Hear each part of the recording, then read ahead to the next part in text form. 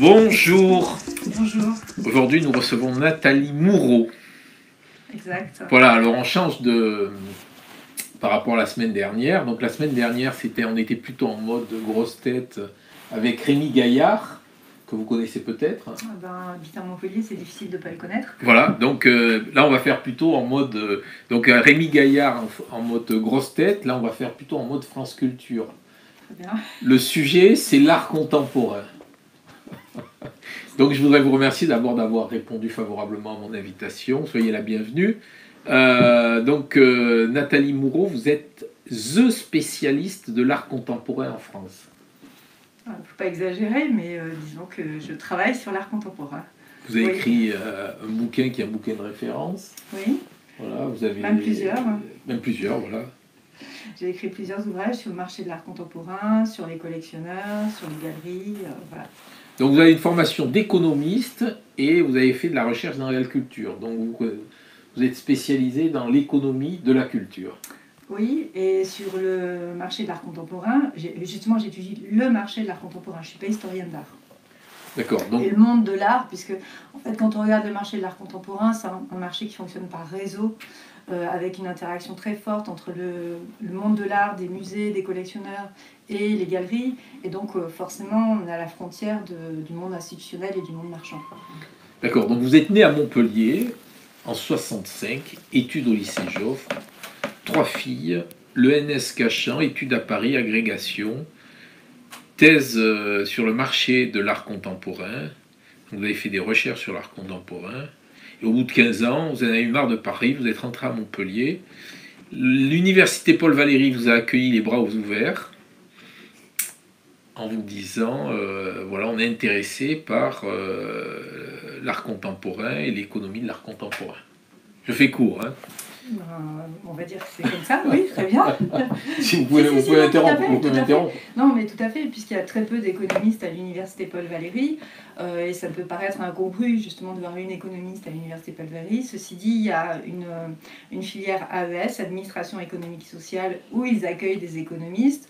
Et pour eux, c'était intéressant d'avoir quelqu'un avec mon profil qui était un profil culture et art.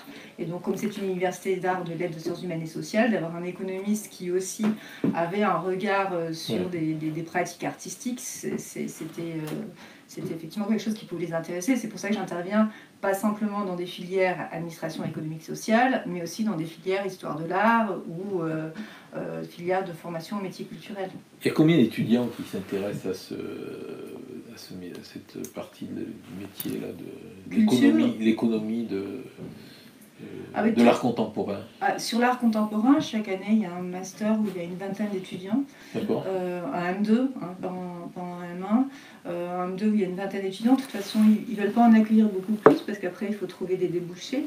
Et ce n'est pas forcément un secteur où il est très facile de trouver un emploi après. Il y a plusieurs formations de ce type qui existent en France par ailleurs, donc c'est des formations limitées. Après, il y a d'autres formations, direction artistique de projets culturels, qui sont pas uniquement sur le marché de l'art, et qui font aussi de l'éco de la culture.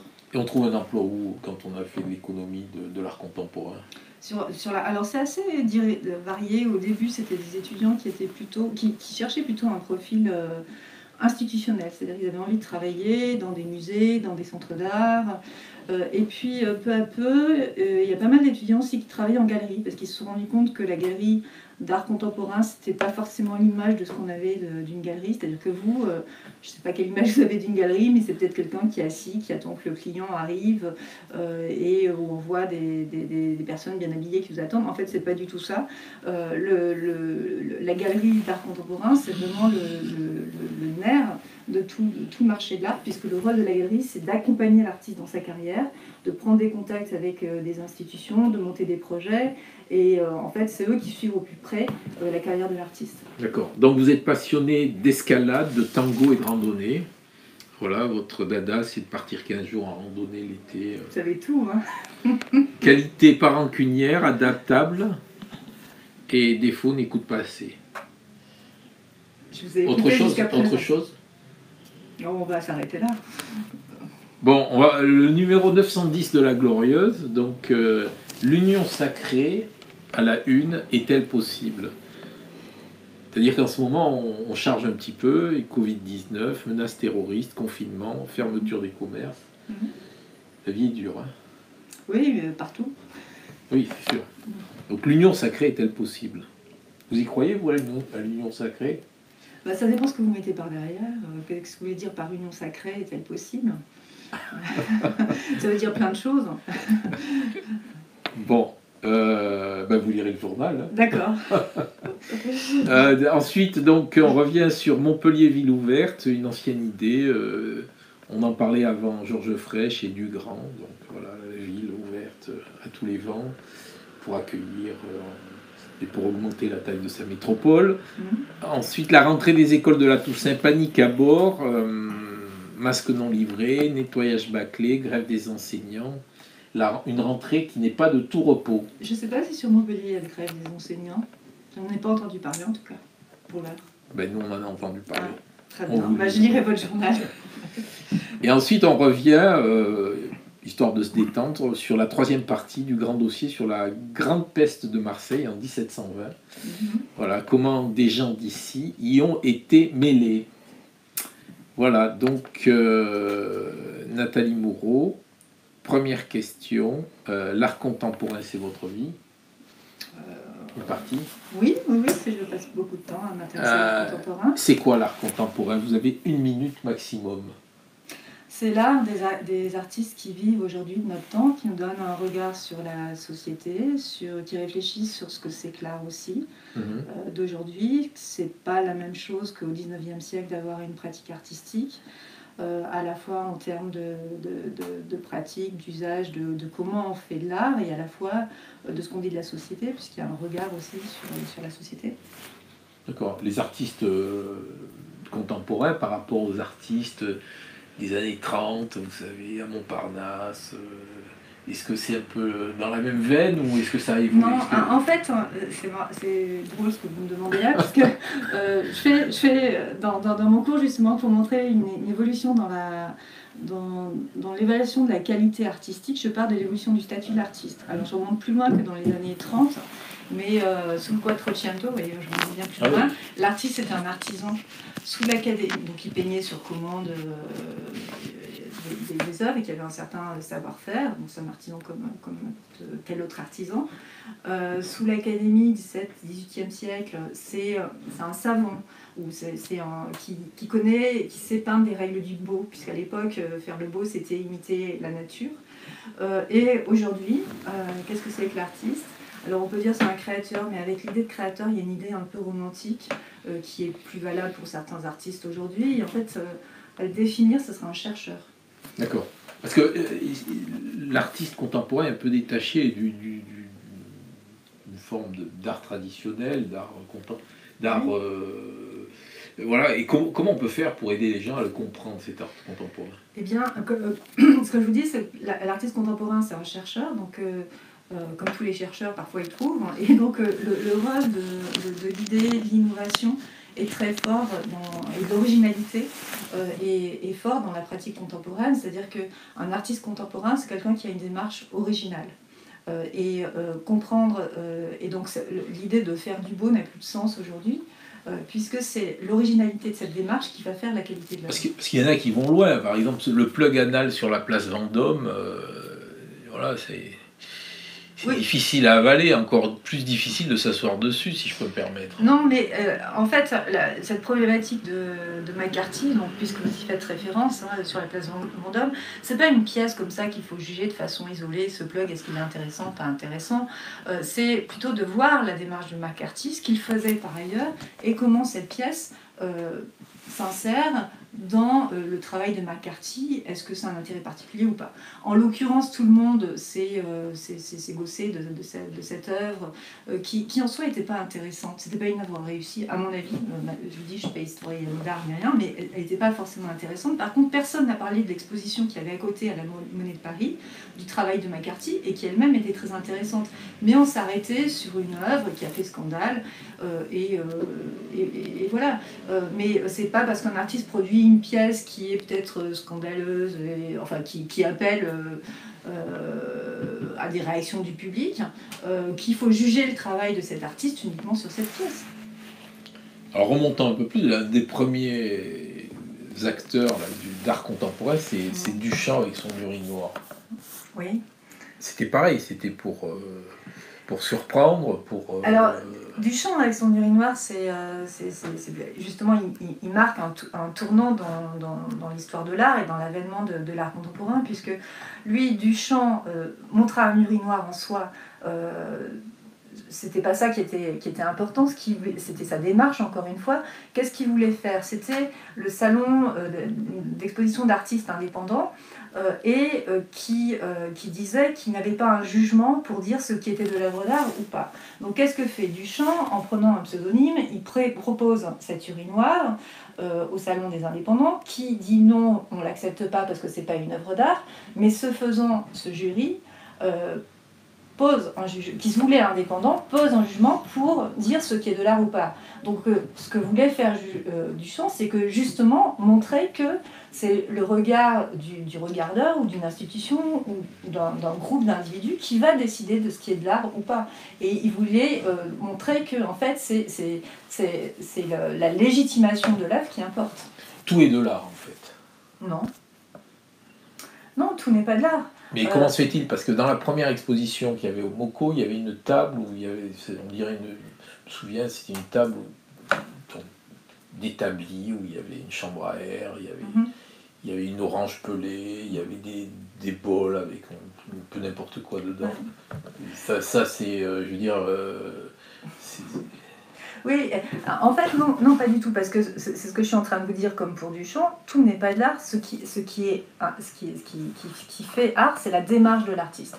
C'est-à-dire, l'artiste a une certaine démarche qui est cohérente ou qui n'est pas cohérente, et c'est ça qui va faire qu'il a un travail de qualité ou pas. Pour comprendre une pièce artistique, il faut remonter aussi cette démarche-là et voir comment un même artiste est capable de produire plusieurs pièces qui s'insèrent dans cette démarche. Si vous prenez par exemple l'artiste Sophie Calle, je ne sais pas si c'est une artiste qui vous parle, dans sa démarche artistique, elle travaille beaucoup sur l'enquête, sur l'oubli, sur la redécouverte. Et en fait, elle est capable de produire chaque fois des pièces différentes qui s'insèrent dans cette même démarche. Donc elle a produit une des pièces qui a été très célèbre, c'était « Prenez soin de vous », où c'était un de ses amants qui l'avait conduit en lui écrivant une lettre, et à la fin il terminait avec prenez soin de vous. Elle envoie cette lettre à je ne sais plus combien c'était, une centaine de personnes, en demandant d'interpréter cette lettre. Et en fait, dans tout son travail, elle va jouer avec le public qui va rentrer dans sa vie, sur les découvertes, sur la recherche, mais elle va produire des pièces très très différentes. Elle produit cette pièce, elle en produit d'autres différentes, en se faisant suivre par des détectives ou je ne sais quoi. Mais elle arrive à créer à chaque fois, à nous surprendre, à avoir des choses originales, mais en ayant toujours cette même démarche qui est cohérente. Et très souvent sur l'art contemporain, je suis peut-être trop longue, justement quand vous prenez une pièce de façon isolée, sans faire référence à la démarche de l'artiste, il est très fréquent que vous ne la compreniez pas et que vous trouviez ça peu intéressant. Mais dès lors que vous êtes dans une exposition, vous avez plusieurs pièces qui sont produites par le même artiste et vous sentez, à ce moment-là, vous voyez apparaître une cohérence et vous pouvez vous dire cet artiste est intéressant ou pas. Et donc à la première exposition du MoCo, comme c'est une exposition qui est d'un collectionneur qui était plutôt sur l'art conceptuel, où la démarche et le discours est très très important. C'est vrai que si vous avez à chaque fois un petit nombre de pièces de l'artiste, pour le non-initié, c'est un peu compliqué de comprendre et de percevoir pourquoi ce que vous disiez, cette œuvre sur cette table, elle est intéressante ou pas intéressante. Et vous avez besoin d'un accompagnement, très clairement. Alors, il y a une chose aussi, dernièrement, qui a secoué un petit peu le monde de l'art moderne, de l'art contemporain, c'est la banane de Cattelan.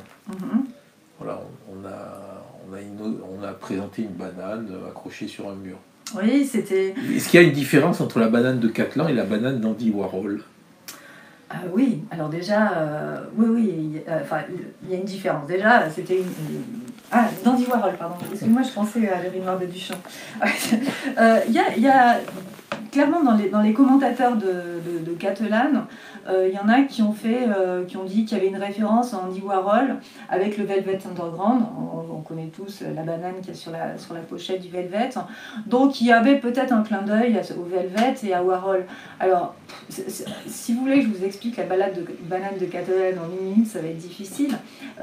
Parce qu'il y a à la fois un lien avec Catalan, avec Warhol et avec Duchamp. C'est-à-dire que Duchamp, lui, tout à l'heure on en a parlé, montrait en quoi le fait c'était l'institution qui décidait ce qui était art ou pas, et avec l'évolution du marché de l'art qui est devenu de plus en plus marchande, où c'est la médiatisation, le prix de l'œuvre qui, pour certains, détermine la qualité, ce qu'a voulu faire Catalan, c'est déplacer le geste de notre cher Duchamp en mettant la banane pas dans une institution mais dans une foire d'art contemporain, et donc il montrait le rôle de l'argent là-dedans.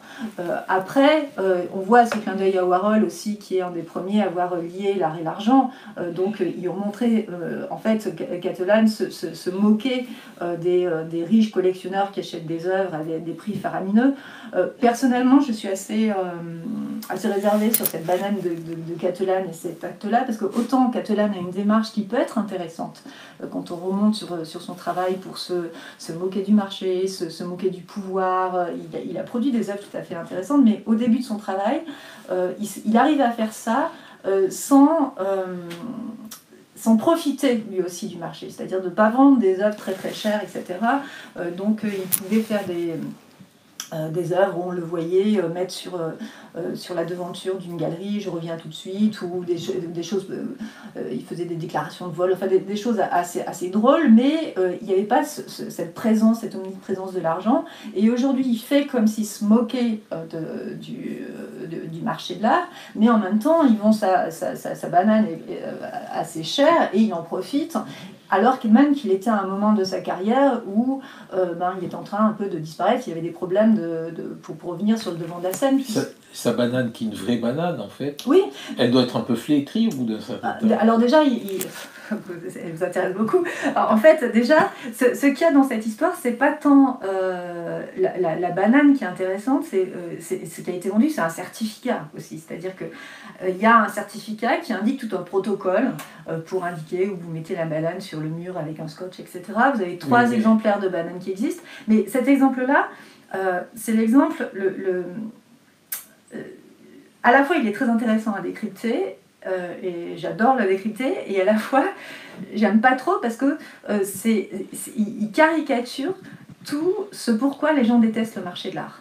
Et en voulant se moquer de ça, finalement, Catalan participe aussi au fait que tous les gens aujourd'hui disent l'art contemporain c'est n'importe quoi. Or, il y a des choses beaucoup plus intéressantes dans l'art contemporain. Mais ce que vous disiez, il y a 3 exemplaires, et là vous avez toutes les stratégies les moins intéressantes qui sont faites sur la banane. Vous avez une banane qui a été achetée par une cofondatrice du magasin de Colette, qui au même temps où elle a acheté cette banane, elle ouvrait un magasin à Miami, donc ça lui faisait de la publicité. Il y a un autre exemplaire qui a été acheté, je ne sais plus par quel collectionneur, en 3e, on ne sait pas par qui, et il y a cette banane qui a été donnée dans un musée, donc ça augmente aussi le prix de la banane. Il y a la banane qui a été volée aussi, dans le musée, non ? Non, il y a quelqu'un qui l'a mangé, je crois. Oui, mais de toute façon, c'est pas la banane en soi qui importe. C'est toute la démarche antérieure du travail de Catalan qui s'est fait un nom. Et ça s'inscrit dans cette moquerie du marché qu'il a eu de façon continue, ou moquerie du pouvoir. Sauf que là, il joue avec des choses... il faisait ça beaucoup plus finement auparavant. Et d'après moi, là, il y a un dévoiement où en fait, il participe à ce qu'il voudrait critiquer, ça me gêne. Voilà, donc on va passer un peu sur Montpellier. Comment vous voyez Montpellier sur le plan culturel ? Sur le plan culturel, c'est une ville qui est très actif culturellement, je pense. Déjà, c'est pas que l'image, c'est-à-dire que je travaille sur le concept de scène culturelle, il y a scène perçue de l'extérieur, scène vécue de l'intérieur. Et je pense que comme scène perçue, c'est une image qui est active sur le plan culturel, parce que des gens, quand on parle de Montpellier de l'extérieur, ils disent ah oui, c'est une ville qui est active culturellement, de par le festival de danse, de par les théâtres, de par le festival Radio France, et une image culturelle assez conséquente, et j'en profite puisque je participe à pas mal de... Je bénéficie, je vais écouter des concerts de musique, je vais voir des spectacles de danse, des théâtres. Et au niveau de la peinture, donc de la peinture et de l'art contemporain, au niveau de l'art contemporain, c'est une ville qui... Parce que c'est une ville qui s'est équipée, qui a une volonté de s'équiper. Je prends par exemple le M de Montpellier, donc c'est un certain Molleret que vous connaissez peut-être. Oui, Morlaix. Morlaix, excusez-moi. Morlaix, et qu'on n'a jamais réussi à mettre en valeur. C'est-à-dire que j'ai regardé sur Internet une de ses créations d'1,20 m sur 1,20 m, ça vaut 400 000 euros. Nous, on a presque un immeuble à l'entrée de Montpellier, ça marche pas. Pourquoi vous dites que ça marche pas? C'est assez rigolo ce que vous me dites là, parce que... Non, mais normalement, ça devrait être allumé. Et c'est pas allumé. Oui. Et c'est pas mis en valeur, quoi. C'est presque entouré d'arbres aujourd'hui. Cette œuvre, elle est complètement... Il n'y a pas que cette œuvre, si vous regardez. Il y a une œuvre au sein de Montpellier, moi je trouve que j'aime beaucoup. C'est toute l'œuvre qui va vers la gare. Vous avez les chaises, oui. Et sur chacune de ces chaises, vous avez la distance qui est, je ne sais pas si vous connaissez cette œuvre, vous avez tout le long qui va jusqu'à la gare. Donc vous avez des chaises qui sont comme ça, et sur le verre de la chaise, il y a la distance qui vous sépare du lieu où vous êtes à une des merveilles du monde. Donc c'est un chemin qui vous amène vers la gare, et qui vous amène vers les merveilles du monde également. Ce sont des chaises qui sont la plupart du temps très cassées, abîmées, etc. Bon, après, c'est très dommage que les personnes dégradent les œuvres d'art qui sont dans l'espace public. Il y a une tradition où les gens, quand il y a de l'art contemporain, beaucoup le critiquent et puis le dégradent, ce qui est très, très dommageable. Parce qu'il y a quand même une grande tradition d'art contemporain à Montpellier, dans l'espace public. Je parle de la saucisse et du beignet. C'est pas une grande tradition, justement. Alors là, non, justement... Il y a la constellation humaine de Shenzhen, à la Paillade. Il y a les allégories d'Alan McCullum là, qui sont un peu dégradées, qui sont aussi sur l'esplanade. Mais justement, tout ça, c'est pas Il y a les totems qui sont devant l'hôtel Mercure. Mais tout ça, c'est pas une grande tradition, c'est-à-dire qu'il y a eu, je veux pas dire de bêtises, mais si je ne me trompe pas, mais ce sera vérifié, c'est que toutes ces œuvres-là ont fait partie d'une commande publique qui a eu lieu au moment de la ligne du tramway. Et elles ont toutes, pas les totems, mais les autres ont été produites à peu près en même temps, et ont été liées à cette commande publique au moment où le tramway a été fait. Et depuis, il n'y a pas énormément d'œuvres d'art contemporaines qui ont été dans l'espace public. Il y a eu effectivement les totems, mais c'est pas une ville où il y a beaucoup d'œuvres d'art. Dans certaines villes, il y en a plus. Oui. Oui, de façon temporaire ou continue. De façon temporaire, alors je pense comment ça s'appelle, à Nantes, où vous avez Voyage à Nantes, où très régulièrement il y a des œuvres d'art qui sont produites dans la ville, et dont certaines sont restées pérennes. Après, dans l'espace public, sur l'art contemporain, si vous allez, alors je vais dire Paris, mais où vous avez des œuvres d'art en ville. Dans les pays étrangers, vous avez beaucoup. En fait, c'est surtout à l'étranger où l'art contemporain est beaucoup plus présent dans la ville. Le MoCo, vous en pensez quoi? Alors déjà, le triptyque, oui, parce que souvent les personnes... MoCo, Panacée, Beaux-Arts. Le MoCo, Panacée, Beaux-Arts, d'avoir créé une entité qui regroupe les trois, je trouve que c'est très, très intelligent, puisqu'il n'y a pas d'équivalent en France d'une telle expérience. À Nice, il y a un centre d'art avec une école d'art à côté, et d'ailleurs ce qui a permis à l'école d'art liée au centre d'art à Nice d'avoir une très très bonne réputation. Justement, cette alliance a été très bénéfique, et je pense que cette interaction ne peut être que bénéfice non seulement pour les étudiants, mais aussi pour donner une visibilité à de l'art contemporain et une certaine émulation. Est-ce un succès populaire? L'art contemporain, c'est difficile que ce soit un succès populaire. De toute façon, dès que vous allez dans le domaine de la culture, c'est compliqué. Bourdieu, il a dit pas mal de choses sur la culture. Et si vous regardez les pratiques culturelles des Français, dans tous les secteurs donnés, vous avez des pratiques culturelles qui sont plus denses dans les catégories socioculturelles les plus élevées.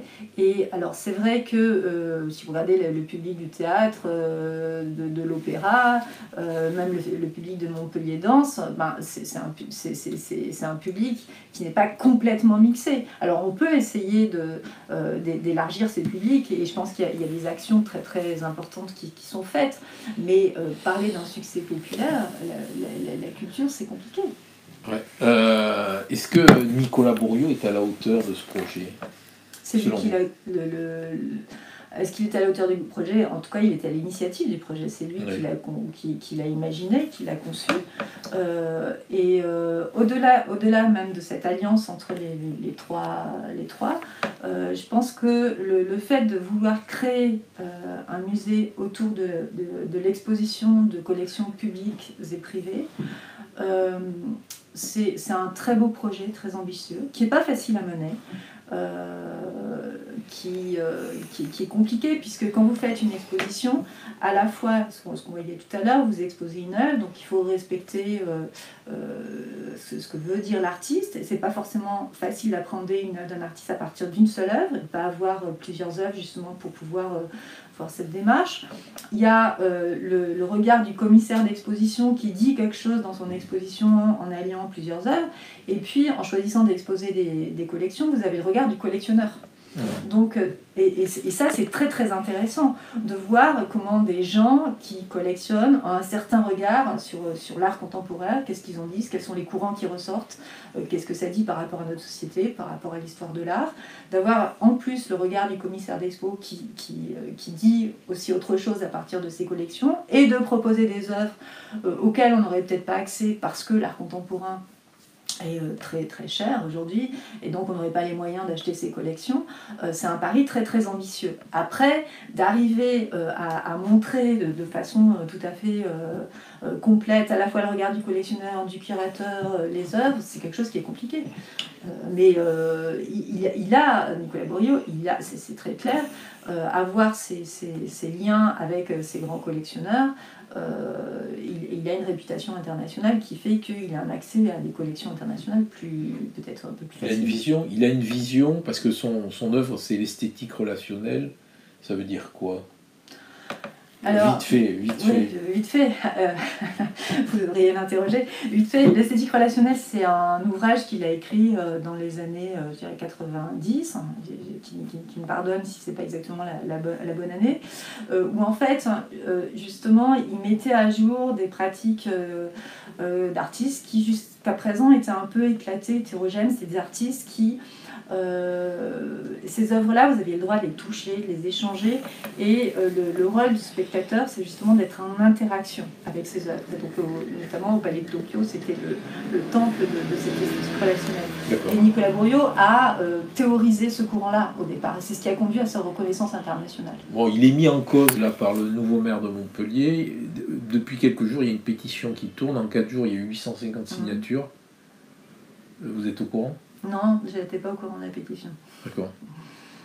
Voilà, donc, est-ce que l'art contemporain, c'est important pour l'identité d'une métropole aujourd'hui, de la taille de Montpellier, dans le sud, tourner vers le tourisme, tourner vers l'accueil Et pas que vers l'identité. Vous savez très bien que Montpellier, c'est une ville qui était très réputée justement pour la danse, pour la musique, et il y avait l'art contemporain et quelque chose qui a manqué à Montpellier pendant des années. C'était le projet de Frêche, de faire un musée, etc. C'était le serpent de mer. Et c'est vrai que... Au départ, il voulait faire un musée de l'Algérie française. Oui, non, mais je parle... encore avant, il parlait de centre d'art. C'était un peu le serpent de mer. Hein. Je ne parle pas du musée français d'Algérie. Mais c'était quelque chose qui venait sur le tapis. Et en fait, c'est vrai qu'il n'y avait pas de choses très développées sur l'art contemporain. Alors, l'art contemporain n'était pas absent de Montpellier pour autant, puisqu'il y a le FRAC, mais qui effectivement, lui aussi, a peu de visibilité. Bon, il dépend de la région, hein, mais il n'est pas dans le centre de Montpellier, il a des collections, mais il ne pouvait pas faire le travail qu'il voulait. Mais c'est vrai que là, avec le MoCo, il y a une visibilité de Montpellier sur la scène contemporaine qui s'est largement modifiée. Est-ce qu'il y a un tissu qui est en train de se créer là autour de l'art contemporain, vous qui avez un œil de... Clairement, quand vous regardez, et d'ailleurs dans la presse, hein, vous l'avez vu, il y a eu de nombreuses galeries qui ont éclos sur des tendances très... Nombreuses, c'est-à-dire combien? Je ne sais plus, l'hiver dernier, il disait qu'il y avait une quinzaine de galeries à Montpellier. Alors, jusqu'à présent, c'est sur des mouvances très très variées. C'est-à-dire qu'effectivement, il ne faut pas rêver non plus. C'est-à-dire qu'en région, une galerie a du mal à vivre, une galerie d'art contemporain. Et la plupart des galeries qui existaient à Montpellier jusqu'à présent, c'était des galeries associatives qui reçoivent des subventions donc des pouvoirs publics. Et donc là, il y a des galeries qui se sont créées, mais il y a un turnover très très grand parce qu'il n'y a pas un tissu de collectionneurs assez dense pour les faire vivre. Oui, je retrouve ma question. Oui, comment voyez-vous l'avenir là, dans une période où l'État se désengage un petit peu de beaucoup de choses, où les collections privées prennent un petit peu le dessus? On le voit en France avec LVMH, avec Pinault, avec les expositions là, qui ont lieu, entre autres au MoCo, où c'est beaucoup d'échanges de collections privées. Comment voyez-vous les choses en tant qu'universitaire? Ça pose plein de questions. Ça pose plein de questions sur... justement sur la place de l'État.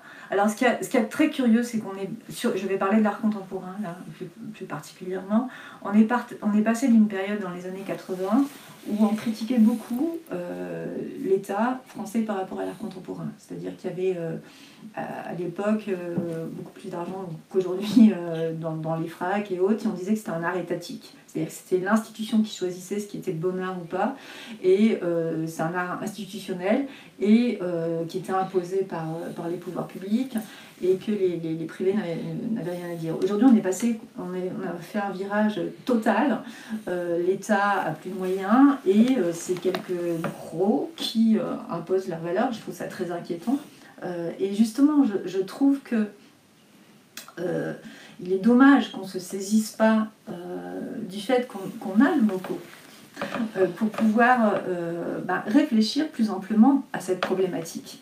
C'est-à-dire qu'on a envie de développer un musée sur les collections, avec des collections privées. Après, les collectionneurs auxquels il fait appel, c'est des collectionneurs qui n'attendent pas pour être légitimés. C'est des grandes collections qui ont des artistes, pour l'instant, qui sont déjà légitimés. Mais poser cette question, justement, du privé, du public, qu'est-ce que ça pose comme question en termes d'éthique et autres, je trouve que ça serait important qu'on se saisisse de ça, qu'on en discute plus. Alors, Nicolas Bourriaud avait... moi, je l'ai rencontré, je pense à l'époque, 1 an après son arrivée, parce que au moment où il est arrivé, tout le monde était après lui, c'était avec l'université pour essayer de voir comment on avait travaillé déjà avant avec la Panacée, de voir comment vous pouvez travailler avec le nouvel arrivant à la Panacée, donc lui et le MoCo.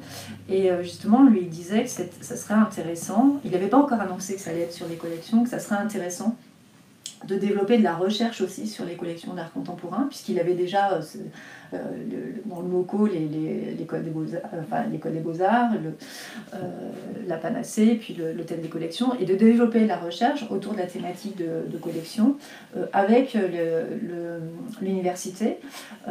Donc je lui ai soumis un projet. C'est quelque chose qui est encore à l'état embryonnaire. Ils ont pris une thésarde à moi en bourse CIFRE. On travaille petit à petit. Je ne sais pas ce que ça deviendra, mais on devait faire à la fin du mois un colloque sur justement le privé-public.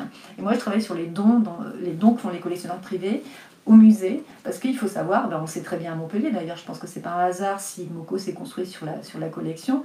Le musée Fabre a été fondé par des dons de collectionneurs, et cette problématique des collectionneurs était importante. Il y avait eu aussi des expositions qui avaient été faites à l'époque au Carré Sainte-Anne sur les collectionneurs. Donc cette problématique de la collection et des collectionneurs, ces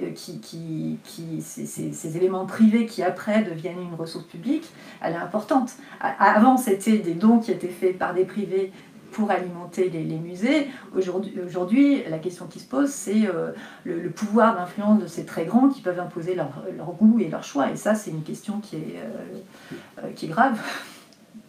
Bon. On va terminer par la question chapeau. Ah. Si vous voulez bien choisir. Je me demandais pourquoi vous aviez ces chapeaux. Ah, mais il y en a que deux. Ah oui, mais vous prenez celle-là. Si vous voulez prendre les deux, vous prenez les deux. Non, il y en a que deux, la question chapeau.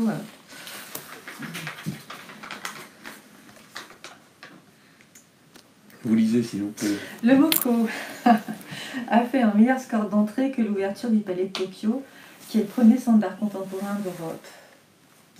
Ne faut-il pas du temps pour installer un musée ? Alors, bien sûr qu'il faut du temps pour installer un musée, ça c'est une évidence. Pourquoi vous me dites que le MoCo a fait meilleur score d'entrée que l'ouverture du Palais de Tokyo ? Oui, je suis universitaire et scientifique, donc j'ai besoin que vous m'expliquiez ça. je ne sais pas. C'est ce qui se dit. Qu'il a fait le meilleur score. Je ne sais pas qu'il ait fait ou pas le meilleur. Moi, je ne mettrais pas même j'en sais rien. Moi, je veux bien vous croire quand vous dites qu'il a fait le meilleur score d'entrée que l'ouverture du Palais de Tokyo. Personnellement, j'en suis pas persuadée, mais je sais pas. Mais après, bien évidemment qu'il faut du temps pour installer un musée. Sur votre second élément, bien sûr qu'il faut du temps pour installer un musée. Toute expérience, tout projet, il faut du temps. De prendre ces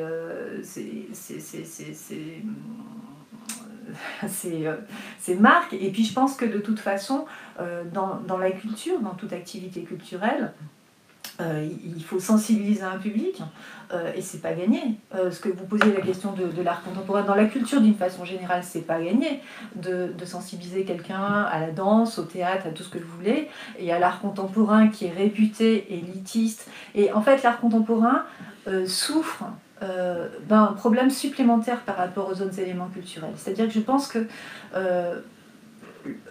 l'opéra, le théâtre, la musique, tout ça, ça peut être aussi difficile d'accès que l'art contemporain. Sauf qu'il n'y a pas cette idée d'argent qu'il y a sur l'art contemporain, parce que dans les médias, on vous parle que d'enchères millionnaires, etc. Or, ces enchères millionnaires, c'est rien par rapport au nombre d'artistes qu'il y a. Quand je dis c'est rien, c'est uniquement les ventes aux enchères publiques, c'est pas les galeries. Et le marché de l'art contemporain, c'est un marché de galeries. Et ces ventes aux enchères sur lesquelles se focalisent les médias, c'est 0,5% du nombre de transactions qui sont faites. C'est-à-dire qu'on se focalise sur un petit truc qui, effectivement, en valeur, c'est énorme, mais c'est très peu d'artistes, c'est toujours les mêmes artistes que vous avez, et toute la richesse des artistes qu'il y a par derrière, vous ne les voyez pas. Et les trois quarts, ils sont dans le besoin, et les galeries aussi. Et ça, personne ne le dit. Mais les personnes ont un regard négatif sur l'art contemporain, parce qu'ils voient quelques milliardaires qui se battent en duel. Or, l'art contemporain, c'est pas que ça. Très bien, je vous remercie.